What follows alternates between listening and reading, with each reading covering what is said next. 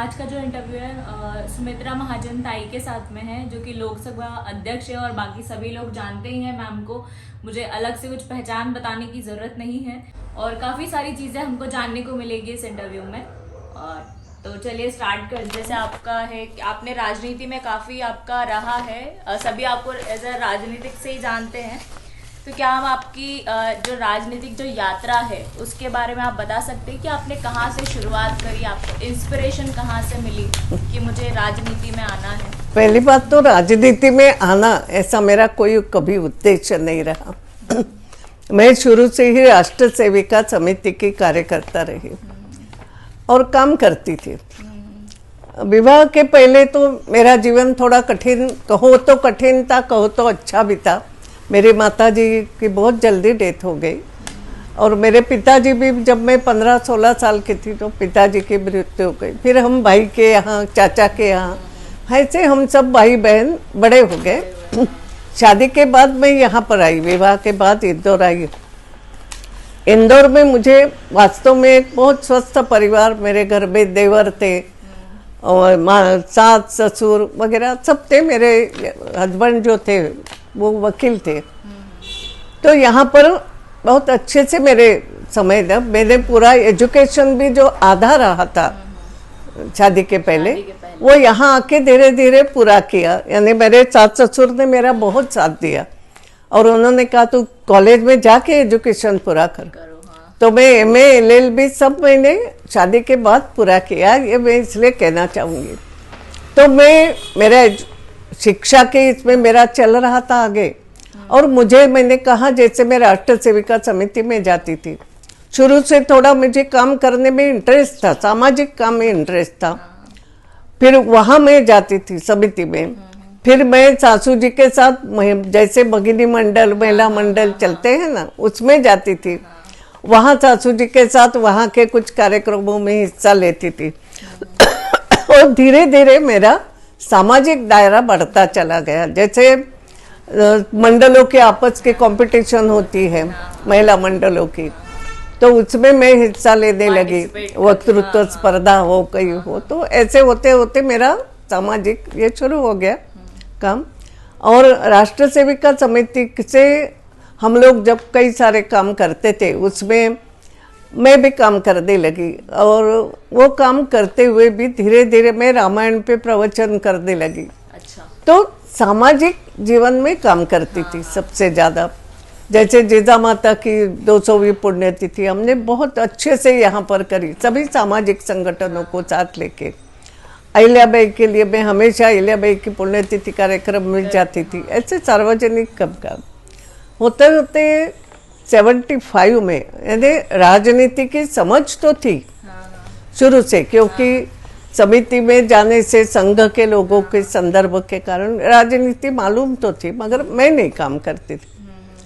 और 65 में मेरे विवाह मेरा हुआ, तो 10 साल बाद एक प्रकार से समझो 75 में जब इमरजेंसी लगी, और इमरजेंसी में हमने देखा बहुत सारे लोग जो उनको जेल में डाला गया, और एक प्रकार से अन्याय ही हुआ, पूरे हिंदुस्तान में अन्याय हुआ।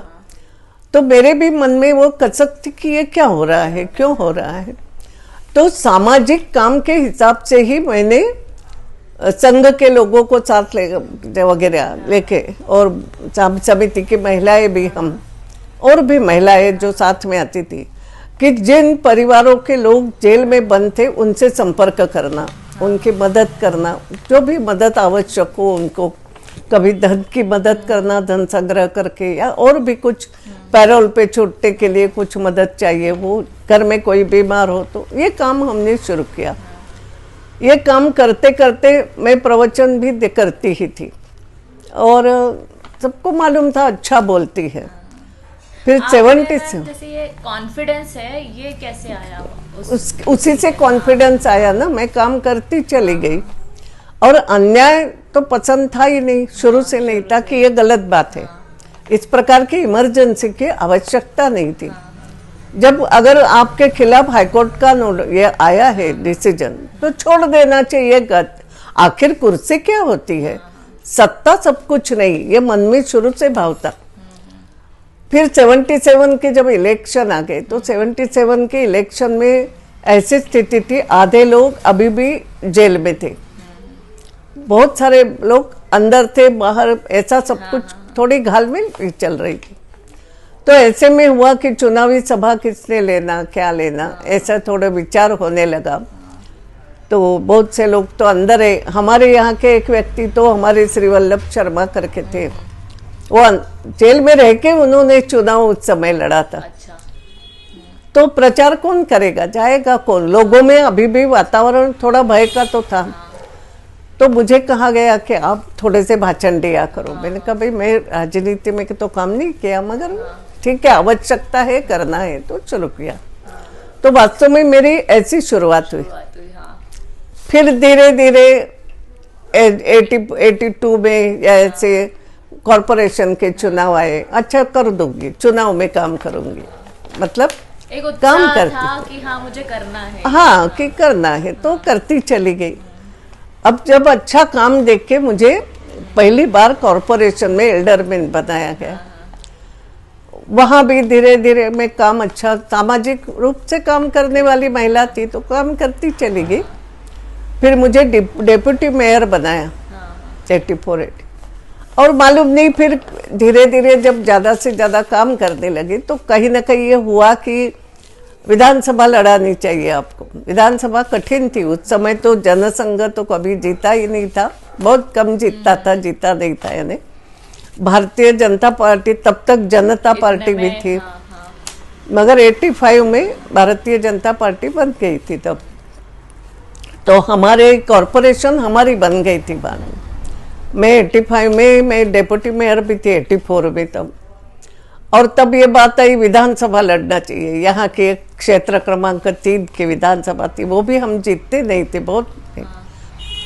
तो एक चैलेंज था, तो हमने मालूम था हारना तो है, अच्छा जी देख लेते, प्रयास करते।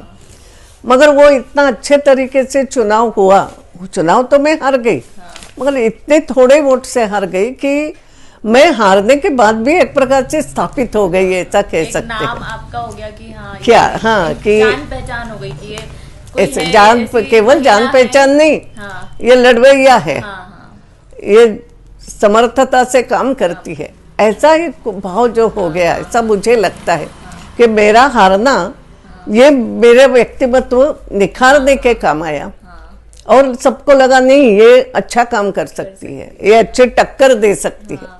तो 89 में मुझे लोकसभा का टिकट मैंने कभी मांगा नहीं था। मैं पॉलिटिक्स में काम तो करती थी क्योंकि धीरे धीरे आ गई। तो वैसे मेरे घर में कोई पॉलिटिकल नहीं था व्यक्ति, कोई नहीं, कोई नो बैकग्राउंड।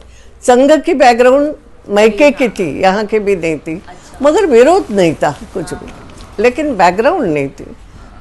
और घर संभाल के मैं करती थी क्योंकि बच्चे भी तब तक बड़े हो गए थे मेरे।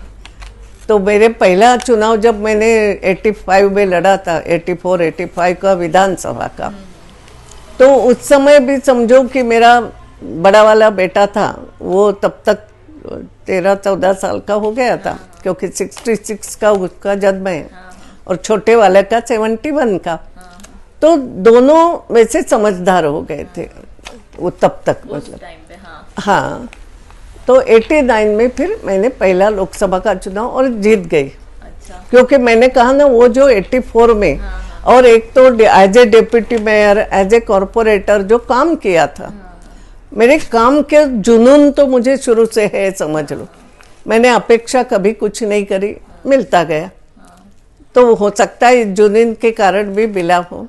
तो 89 में पहला लोकसभा का चुनाव लड़ा और फिर जीतती ही चली गई। उसके बाद कभी ऐसा नहीं हुआ कि मुझे हार का मुंह नहीं देखना पीछे पड़ा। मुड़ के ना देखना पड़ा।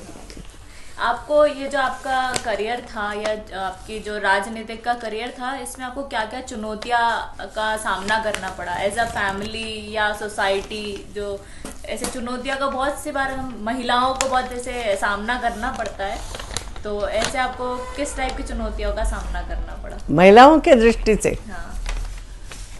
मेरा ये कहना है पेरेंट्स या पेरेंट्स की दृष्टि से कि एज अ पेरेंट आप एकदम आगे के प्रश्न पे आई, बीच के प्रश्न कहाँ गई हो? वो कवर हो गए थे मैम जो आप बोल रहे थे, इसीलिए। हो गए थे कवर? हाँ, इसीलिए। ठीक है, आप जैसा सोचोगे।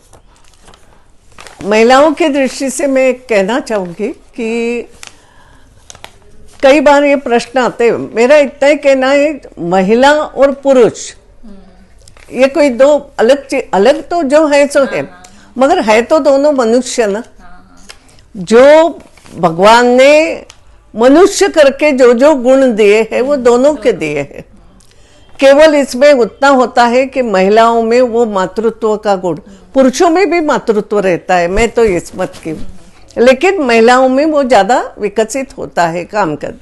और मैं हमेशा मानती हूँ कि महिला बहुत अच्छे मैनेजर है, वो गुड मैनेजमेंट, क्योंकि ससुराल आकर के नए लोगों को मैनेज करना, नए रिश्ते जोड़ना, वहाँ अपना स्थान निर्माण करना और घर में सबको सुखी रखना, ये बहुत, जिसको बोलते हैं ना कि कसरत का काम है, मगर महिला वो अच्छी तरीके से करती है।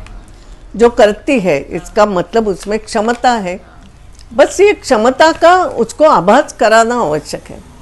और राजनीति में जब हम काम करते हैं तो कई बार ये होता है, मैं हमेशा बोलती हूँ कि राजनीति में एक पुरुष काम करने निकलता है तो ये भाव होता है कि अब उसने घर पे नहीं ध्यान दिया तो चलेगा, अरे वो राजनीति करता है ना तो घर वाले संभाल लेंगे या पत्नी संभाल लेगी, यानी बच्चों के एजुकेशन से लेके वो घर में पत्नी संभालती है। और इसलिए ये कहानी हो गई कि एक यशस्वी पुरुष के पीछे एक ताकतवर महिला रहती है, ये कहने में लोगों ने अच्छा मान लिया कि वाह वाह बड़ी बात कह दी, ऐसा नहीं।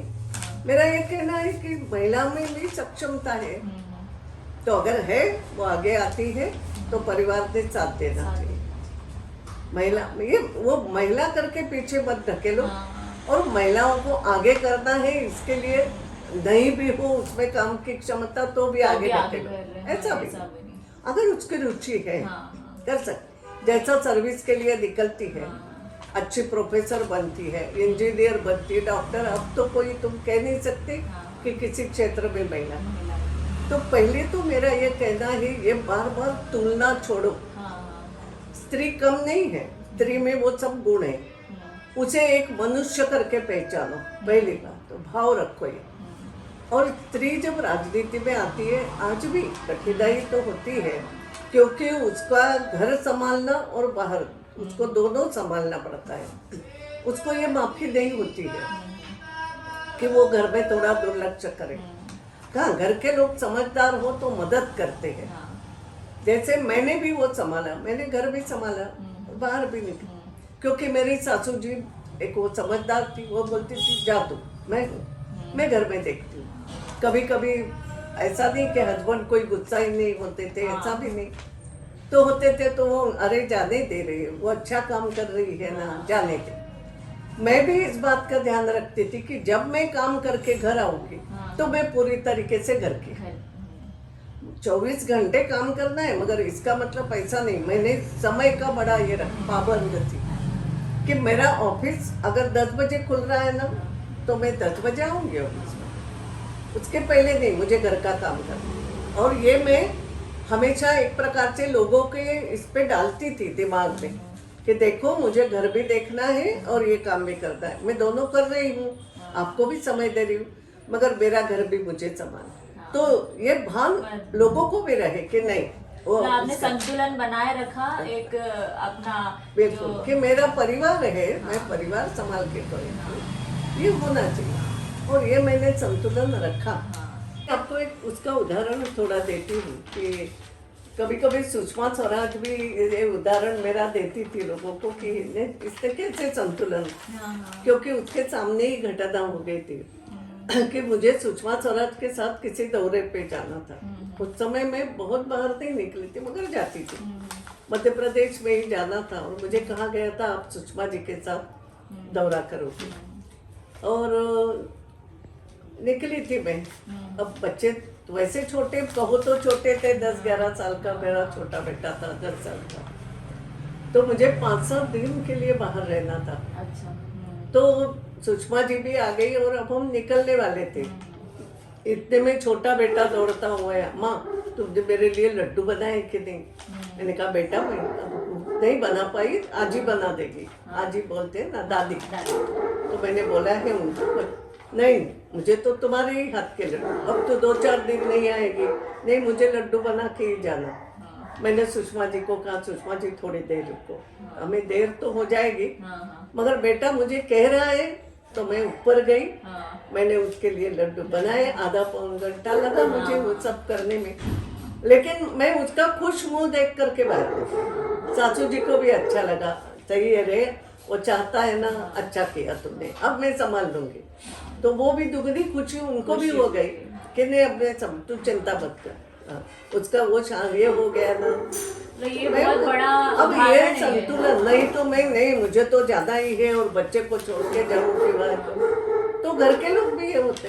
तो यू हैव टू कि सुषमा जी भी बैठी रही, क्योंकि वो भी माँ है आखिर में। वो बोली कोई चिंता नहीं, आधे घंटे से कुछ नहीं होगा, मैं बैठी हूँ, अब लड्डू बना दिया। तो सुषमा ये बताती थी कि सुमित्रा ये प्रायोरिटी देती थी कि नहीं मैं पहला तो घर पे, या कभी कभी सैटरडे को मैं सैटरडे संडे पार्लियामेंट की छुट्टी होती थी, आती थी, मैं इंदौर आती थी, या पार्लियामेंट नहीं चलता है और सैटरडे को उनको कोर्ट की भी छुट्टी होती थी। तो बहुत पिक्चर हम शुरू में बहुत देखते थे। तब ये कभी कहते थे कि 1-2 बार तो ऐसा भी हुआ, मैं मिनिस्टर थी, तब ये बोले कि पिक्चर देखने चलना, मैंने कहा चलो। बोले तेरी लाल बत्ती में नहीं चलना हो तो मेरे साथ चल। मैंने कहा आपके साथ जाना है तो आपके गाड़ी में, आप स्कूटर पे ले चलो तो स्कूटर पे मुझे। तो ये हम करते थे, और ये इसलिए कि लोगों को भी मालूम पड़े मैं भी एक सामान्य गृहिणी हूँ, मंत्री भी बनी तो भी मेरा घर है, मेरा परिवार, मैं सामान्य गृह, मुझे वो फैसिलिटीज के कोई ऐसी ये नहीं है, और मेरा काम भी कर रही हूँ। तो ये संतुलन आपको रखना पड़ता है, और महिला रख सकती है, रखती भी है। परिवार का भी साथ चाहिए, लोग भी साथ देते हैं, देना चाहिए। और इसलिए मेरा कहना राजनीति में अभ्यास भी उतना ही करना। तो महिलाओं को ये सब तैयारी से, कई बार मैं कहती हूँ कि पुरुष से महिलाओं को दुगना कर्तृत्व तो दिखाना पड़ता है, दुगनी मेहनत, मगर वो क्या आप जॉब में करने के लिए जाए तो भी करना होती है, ऐसा तो है नहीं कहीं, वहाँ भी आपको परिवार भी देखना होता है और अपनी ड्यूटी भी करना, तो दोनों बातें तो करना पड़ता। अच्छा ताई, जैसे जो अभी चाहते हैं राजनीति में आना, यंगस्टर हैं जो यंग जनरेशन है, अभी चाहती है कि हम राजनीति में आए, तो उनके लिए आप क्या बोलना चाहेंगे, उनको क्या सलाह? हाँ, युवाओं को एक बात मैंने कहूँ, कई बार क्या करता है, हमें समाज की सेवा करने के लिए राजनीति में आना, ऐसा जो बोलते हैं वो सही भाव है कि ये पहले मन में टटोलो, क्योंकि क्या है ये दोनों बड़ी अलग अलग चीजें हैं। लोगों की जो कल्पनाएं हैं कि राजनीति यानी सत्ता, राजनीति यानी नेतागिरी, ऐसा नहीं है। तो आपको वास्तव में समाज की सेवा करना है, क्या करना है, या आपको प्रसिद्धि चाहिए, तो दोनों ये अलग अलग बातें। मैं कई बार बोलती हूँ कि देखो तुम्हें चुनाव लड़ना इसलिए आए हो क्या, मुझे सेवा करना है, देश की सेवा करना, चुनाव लड़ने के लिए, तो चुनाव ही देश की सेवा नहीं होता है। तो मैं मजाक में कहती हूँ, हमारे मराठी में एक कहावत है, ताकाला जाऊन भांड नका लपो, यानी छाछ मांगने जाओ तो बर्तन क्यों छिपाना, दिखा दो, आपको चाहिए चाहिए, तो बर्तन छिपाने से नहीं चलता। तो आपको राजनीति में चुनाव लड़ने के लिए आना है तो वैसा बोलो, तो सेवा का नाम मत लो, ये खोटापन मत करो, जो है वो साफ बोलो। तो मेरा कहना है सत्ता आवश्यक नहीं है समाज सेवा के लिए, मगर हाँ सत्ता से तुम अच्छी समाज सेवा कर सकते हो, ये दोनों भाव है।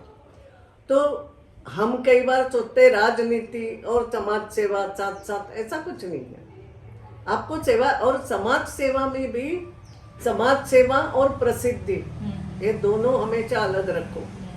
आप अपने को प्रसिद्धि, मैं बड़ा समाज सेवक हूँ, मैंने ये काम किया, इसके लिए काम कर रहे हो, तो वो सेवा का भी कोई अर्थ नहीं, वो आपके हाथ से अच्छी तरीके से नहीं हो सकती। ये जैसे सामान्य बातें वैसे मैं कहना चाहूँगी।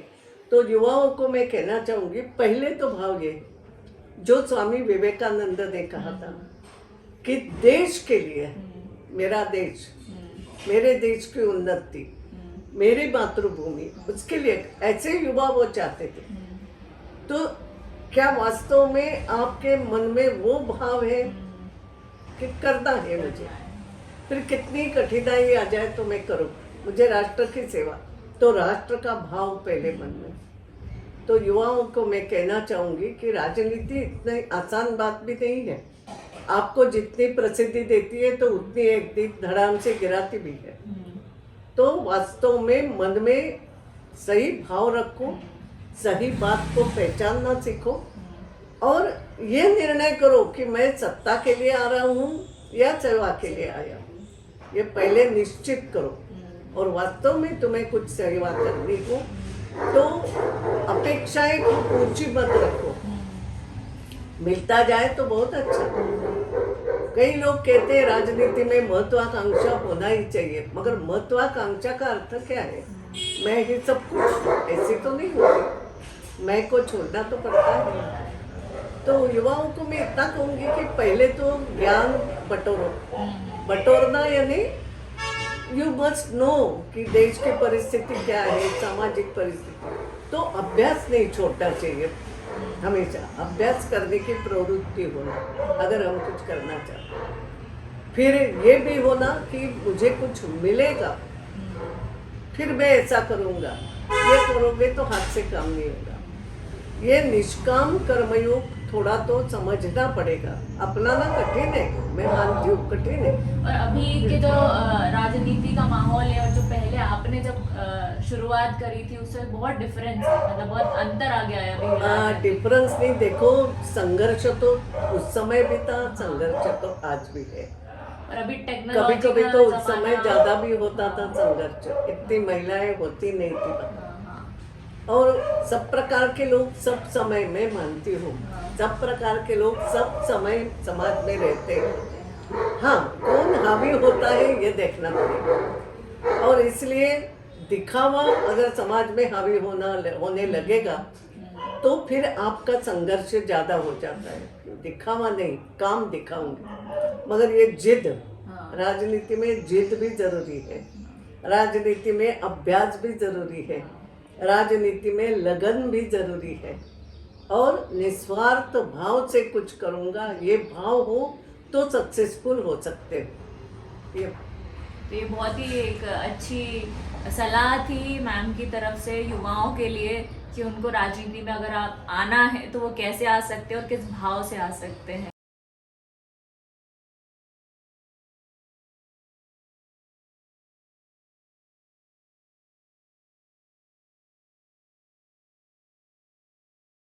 आपकी राय में मैम, आज जो है भारत में बच्चों और परिवारों के सामने अधिक दबाव वाले जो मुद्दे हैं वो कौन से हैं और उन्हें दूर करने के लिए हम क्या कदम उठा सकते हैं? वास्तव में ये एक बहुत बड़ा प्रश्न है, उसका उत्तर बहुत विस्तृत होगा, मगर मैं कोशिश करती हूँ थोड़े पे दे दे। देखो, परिस्थितियाँ धीरे धीरे, हमारे जमाने में मैं ऐसा कह सकती हूँ, और इंदौर में तो आज भी है एकत्रित कुटुंब पद्धति। और उसमें क्या होता था कि किसी एक के ऊपर ही सब जिम्मेदारी नहीं हुआ करती थी, जिम्मेदारी बटी हुई रहती थी। यानी कभी ऐसा है, माँ ने गुस्सा करा तो बच्चा जाके चाची को चिपक सकता था, वो चाची उसकी बात पूरी, या माता पिता में कुछ झगड़ा हो गया तो सास ससुर घर में है, वो थोड़ा बफर का काम करते थे, समझाते थे, ये सब होता था घर में। अब धीरे धीरे क्या हो गया, जिसको तुम कहते हो सिंगल, क्या बोलते हो ना, एक कुटुंब पद्धति जो हो गई, तो एकत्रित कुटुंब पद्धति बिखरती चली गई है। हालांकि बिखराव कोई झगड़े के कारण समय समय पे है, ऐसा नहीं है। जॉब के लिए दोनों पति पत्नी बाहर जाते हैं, जाना पड़ता है, ये कई सारी चीजें हैं। तो ऐसे में जब होता है तो माता पिता ये दोनों ही है, कई बार दोनों बाहर भी जा रहे हैं, मगर ये सब कुछ होते हुए अपने बच्चों को संभालना वास्तव में कठिन होता है, मैं मानती हूँ इसको। लेकिन बातें थोड़ी ऐसी हो गई है कि ऐसे में झगड़ना भी आपको है और संभालना भी आपको है।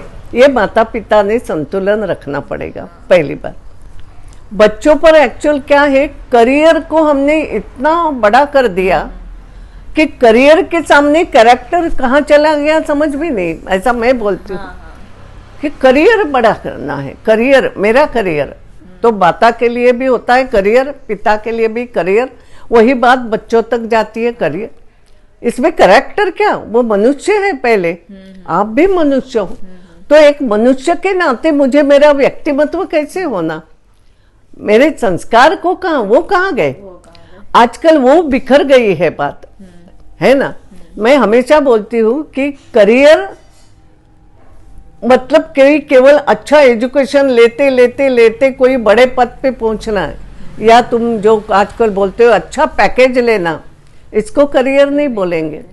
करियर में आपका सामान्य ज्ञान भी बढ़ना है, आपका व्यक्तिमत्व भी निखरना है। और व्यक्तिमत्व भी उसका अर्थ आपका शरीर केवल नहीं है, आप दिखते कैसे हो ये नहीं है, आप हो कैसे, अब अंदर से क्या है। तो दोनों कैरेक्टर जिसको हाँ, तो व्यक्तिमत्व ऑल तो इन टोटो व्यक्तिमत्व निखारना है। उसमें दिखना तो ठीक है, व्यवस्थित दिखना चाहिए, मैं उसके लिए मना नहीं करती हूँ, मगर उसके साथ साथ अंदर से जो गुण होना चाहिए, जो संस्कार होना चाहिए, ये संस्कार भी आवश्यक है। और ये सभी चुनौतियां माता पिता को ही संभालनी पड़ रही है। मतलब सिंगल पेरेंटिंग कई बार तो एक ही हो गया कि माँ तो है नहीं, या डाइवोर्स हो गया, तो फिर कई सारी समस्या आई। मगर ज़्यादातर मुझे ऐसा लगता है बच्चे बहुत दबाव में बड़े होने लगे। दबाव परीक्षा का, दबाव अभ्यास का, मगर अभ्यास यानी जीवन का अभ्यास पिछड़ गया, लेकिन वो जो करिकुलम का दबाव ज्यादा हो गया।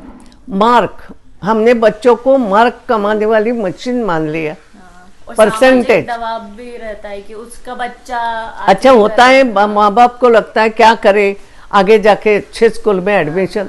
अब अच्छे स्कूल की तुम्हारी कल्पना क्या है, अब ये धीरे धीरे समझ में आने लगी है बात ये सब।